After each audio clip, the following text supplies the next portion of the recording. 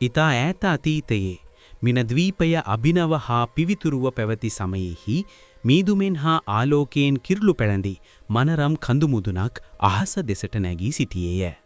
එය පසු කලක ශ්‍රී පාද පද්මය පිහිටුවනු ලබන සමනල කන්ද විය. මහා කාරුණිකයාණන් වහන්සේ බුදුරජාණන් වහන්සේ මෙම ද්වීපයේ දෙස බලා මේ සාමය සහ පාරිශුද්ධත්වයේ දේශයක් බවට ප්‍රකාශ කරමින් සෙත්පතු සේක. භාග්‍යවතුන් වහන්සේ අසීමිත කරුණාවෙන් යුතුව තම ශ්‍රීපාද පද්මය එම කඳුමුදුනු මතේ පිහිට වූ සේක.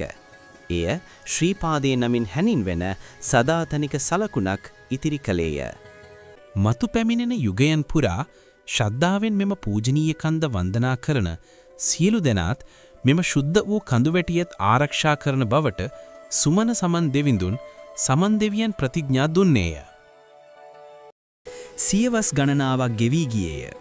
ද්වීපයේ සතර දිග්භාගයෙන් පැමිණි වන්දනාකරුවෝ ශ්‍රද්ධාවෙන් පිරුණු හදවත් ඇතිව තබන සෑම පියවරක් පාසාම සාදුකාර දෙවින් මෙම කන්ද නැගීම ආරම්භ කළහ. අරුණාලෝකයේ උදාවීමත් සමග වන්දනාකරුදෝ කඳුමුදුනට ළඟා වෙති. හිරුගේ පළමු රැස්ධාරින් දිදුලන ඒ ශ්‍රීපාද පද්මයේ ඉදිරියේ ඔහු දනලොමා වන්දනා කරති. අද පවා මෙම පූජනීය කඳුමුදුන සියලු හදවත් සාමය උදෙසා එක්ව වන්දනා කරන එකමුතුකමේ සහ ශ්‍රද්ධාවේ මහා ප්‍රදීපයක් ලෙස බැබලෙයි. Thanks for watching. Please like and subscribe.